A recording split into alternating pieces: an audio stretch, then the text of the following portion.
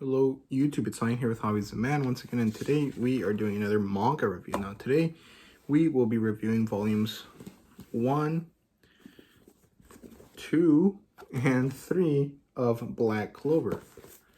Now I already read this digitally up to volume 11-ish, which is around chapter 100. So I know what happens afterwards, but I wanted to review these because I own these physically. Through a trade that I did with a friend of mine because I wasn't going to buy Viz Shonen Jump volumes. But yeah, so we're going to review Black Clover today. Sorry about the hair as well. Couldn't find the thing I used to hold it up, so we're just going to have wild hair today. The publisher is Viz Media, obviously, as you guys can see right there. This is a Shonen Jump title, and the demographic is obviously Shonen because of that. The genres here are adventure and fantasy. It doesn't really say what type of fantasy, but it's pretty close to epic fantasy, but it's a general medieval Western style fantasy story. So there will be things that you'll be familiar with if you've watched or read any Western fantasy. Now this does have an anime adaptation, and I didn't watch that because I know that it's been notorious for having Asta yelling really loudly, and a lot of people found it really annoying. So I didn't have that problem because I read it, and so everyone kind of sounded the same volume in my head. So keep that in mind. The manga is probably the right way to go about this series. Now, the premise here is that this young magicless orphan kid wants to be the Wizard King, the greatest, most powerful person in this world. And it basically is going to require him to work very hard, have a lot of determination, a lot of grit, because he has no magic. This gets solved pretty quickly, but he basically has to work super hard to even be able to be considered a magic knight, which is the first step in possibly becoming the Wizard King. And we follow his journey from loser orphan kid to potential Wizard King. Very Naruto-esque, or Naruto-like in execution, which is cool. So the 3 books that we're covering today actually cover 2.5 arcs, more or less. We cover arc 1 in volume 1 and a third of volume 2. We cover the dungeon arc in the second 2/3 of volume 2 and the first half of volume 3. And then the second half of volume 3 starts to cover the Royal Capital arc. These are the first 3 arcs. I'm not going to really spoil anything or talk too much in depth about anything beyond the first arc, because if I don't have enough, the first arc is only 10 chapters, and not much really happens there. It's just a very quick introduction of Asta, Yuno, the Black Bulls, and the general world. And so it's not really spoiling all that much. So in general, the plotline is very good. I really enjoyed it. I liked how interesting it feels. It's very weird because it's actually quite a basic story. It's very linear, very Naruto-esque. You set up the introduction, you set up that the kid is a loser and he has minimal to no abilities, and then you give him a small mission where he ends up protecting someone. Then beyond that, he goes on to become the thing that he needs to be in order to have a chance to be the big top dog. In Asta's case, it's a magic knight to become a Wizard King, and in Naruto's case it was a ninja or shinobi, specifically a genin or a genin, in order to be able to become Hokage. You can't be Hokage without being a ninja. Similarly, you can't be the Wizard King without being a magic knight. And so we basically go through that. The first arc is getting to be a magic knight, and it's very good. It's very well executed. It feels really nice and cool and refreshing and exciting, although it is immensely linear, and it's a very interesting thing. I personally think that it speaks to Yuki Tabata's amazing ability as an author. So yeah, I really, really enjoyed the plotline here. I thought it was wonderful. It was never boring, and that's a great thing. And there wasn't actually any weird tonal shifts. Like I was watching Manga Delve react to the Naruto anime, but that was such a jarring shift between the first episode and the second episode, and that doesn't really happen here. There's a consistent track of somewhat serious, kind of dark occurrences with magic and people, as well as a very constant, like, light comedic style to this.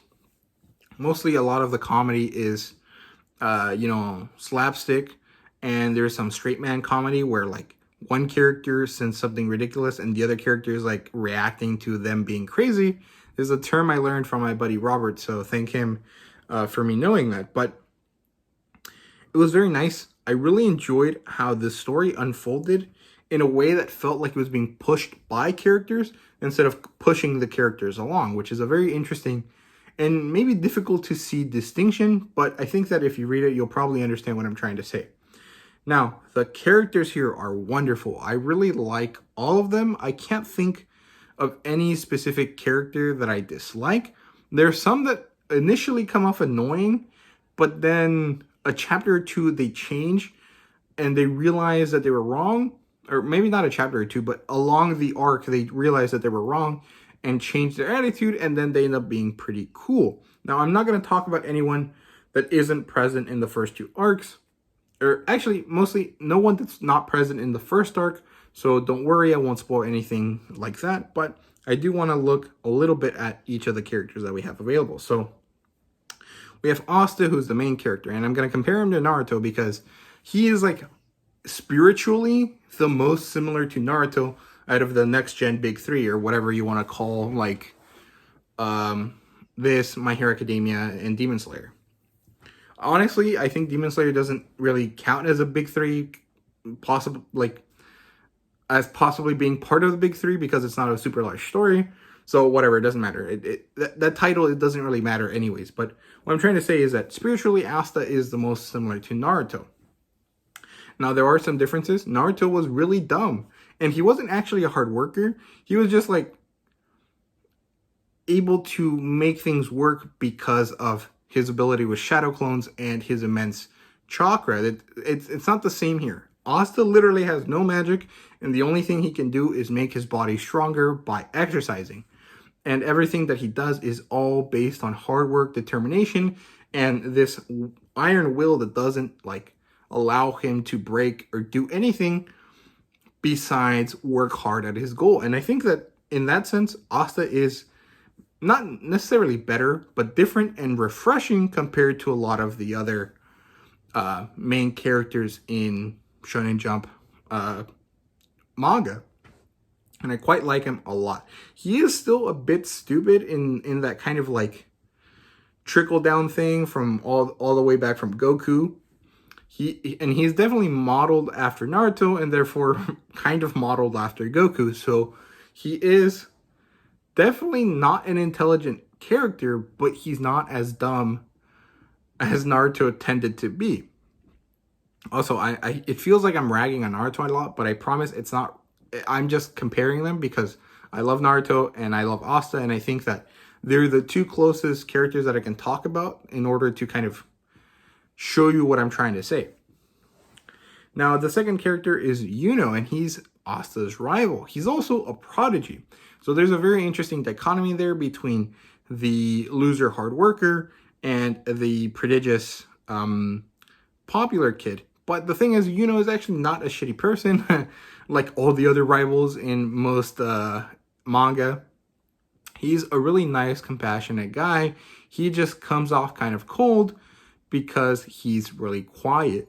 Now, he actually does come off kind of dickish at the beginning, but that very quickly goes away, and I quite enjoy that kind of refreshingness because a lot of rivals are pretty crappy guys. But he's not. He's very nice, and I really enjoy him. I really like his style, too. He just looks really cool. Now, Noelle is the main female character. well, she's not a main character, but out of the female characters, she's the one that's most prominent. And she is a cutie. I swear to God, she's the best character in this series, and I love her so much. She's actually a tsundere, and I don't really like tsunderes, but I think she is done in a very nice way. She's not particularly abusive like most tsunderes are, and she's not really all that horrible. She's just kind of like easily flustered, and she has like a background where she was like she's basically royalty, and so she has that sort of haughtiness that comes with that, but it's not malicious like her siblings or other people that we see in the series. But her tsundere-ness isn't like that bad, and so I quite like her. She's also has very cute scenes and very, very awesome growth as a character. She's not like Sakura that gets no growth throughout the whole series. She's not like Nami, who starts as a bad guy and then turns into a good guy. She's a very individual character, and I quite like her a lot. I think she's great. The facial expressions that Tawata gives her are also very, very nice, very cute. Now, the rest of the Black Bulls include Luck, who is a 19-year-old guy. He's kind of short and small. He kind of reminds me of Meliodas, but he's obsessed with fighting. Then we have Charmy, who is, I think she's also 19 years old, but she's like a really like small chibi character. She's kind of like the lolly of the group, but she's not really a lolly. She's just kind of like drawn that way to be funny, and she's obsessed with food, which I think is hilarious, and I quite like her a lot. She's very funny. There's Magna, who is essentially Asta's main superior. He's an older member of the guild, and he's kind of like a cool biker dude, and I like him a lot as well. Vanessa is the older female character. She is basically the fan service character in the series, but she is very interesting as well. She doesn't actually do much in the first couple of volumes, but just wait, she gets very, very nice development as the series goes on. Plus, she's also very cute, and she is pretty funny. She has a lot of comedic elements to her that I quite enjoy as well. Now, the other two guys are Gauche and Finral. Gauche is just weird. He's like a sister complex, and he's just odd. I don't really like him, but I don't really dislike him either. He's very neutral. There's some good comedy later on, but in these 3 volumes, he's pretty irrelevant. There's also Finral, who is the guy that basically, he's like an older suave guy. He kind of is the perverted character, but not really. He doesn't actually end up being like Mineta or anything like that. He's more or less easygoing, doesn't really care that much. And there's some good byplay between him and the leader of the Black Bulls, Captain Yami. Now, Captain Yami is great. I quite like him a lot. His style is very interesting because he comes off really mean and horrible, but he's actually very caring, and all of his subordinates really like him. And I love his whole thing of like, surpass your limits. It's so good. He just like looks at you and he's like, all right, bet you gotta like get better right now or you're gonna die. Do it. And it's so good. I really like it. The English voice actor is also the same one that does the voice for All Might and Vegeta, and that's really awesome. I think he sounds really cool. Yeah, so I really enjoy all of the interactions between all the characters. There's a very nice familial style to them. They all feel like they care about each other. I really enjoy all of the byplay because a lot of it ends up being very nice, soft comedy, and I quite like that a lot. It's actually very reminiscent to Fairy Tail in that kind of sense, where everything has like, where everyone's friends within the group. But I think this might have, at least so far, a better execution, because a lot of the Fairy Tail characters were just like kind of really out there, and these are kind of out there, but they don't like, it's not to the same extent. I don't know how to say it, but it's very interesting, and I like them a lot. a lot of the characters that show up later are badass. They're awesome characters. I really like Yuki Tabata's work with characters. I think he does it really nicely. Now, world building wise, it's pretty awesome. The key aspects or the basis of the magic system are clearly explained from the beginning. It's these things called grimoires, which are given to every person except Asta at the age of 15 that grant him special abilities unique to them based on their magic. So everyone's born with magic. Everyone has a different amount of magic available to them. And everyone can use magic more or less from the get-go. You have to work hard at magic to be good at it. But until you turn 15, you're basically just training in general. And then once you turn 15, you basically unlock your like actual power, I guess, or maybe your affinity. It's not exactly clear, but basically it changes the way you can use magic, and it actually opens a lot of possibilities up. Very cool. There's some good political stuff, and then some good like elements of history thrown in that I thought was really nice. I really enjoyed how the world building was developed, because not a lot of it was through exposition. It was kind of like there was like an action scene that pulled into the world building aspect, and it just is really nice. This is very kind of like Western fantasy styled, but it's not exactly Western fantasy. It's not really clear what type of fantasy. It's definitely high fantasy in the sense that it's in a different world with a different style, but it's not epic fantasy. There's not this giant quest, at least so far, that we really have to care about. It's more like smaller scale, more heroic, maybe pulp fantasy style, where like you have this expansive world and you learn about the world as you need to, and each arc is its own story that is linearly connected with the ones that come after it, but is more or less individual from the ones that come after it, at least so far. Obviously, it's not as clear cut as that, because we're seeing a full journey of a lifetime, and the quest is become the Wizard King, but that's different from like save the world from evil, you know what I mean? However, the one thing I do want to talk about is that there's a distinct lack of magical races or creatures. I haven't seen any dragons, elves or fairies or dwarfs or anything like that so far in these 3 volumes.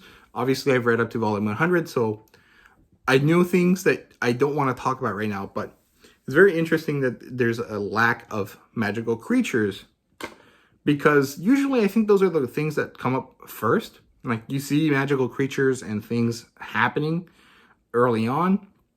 So it's cool or interesting that this wasn't the case here. But I really enjoy how it all works. So cool stuff.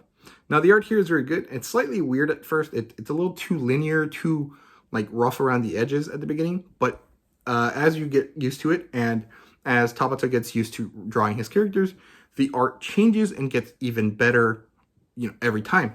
So I quite like it a lot, actually. It's very nice. The female characters look really good. The male characters look really imposing and awesome, and it's really nicely done.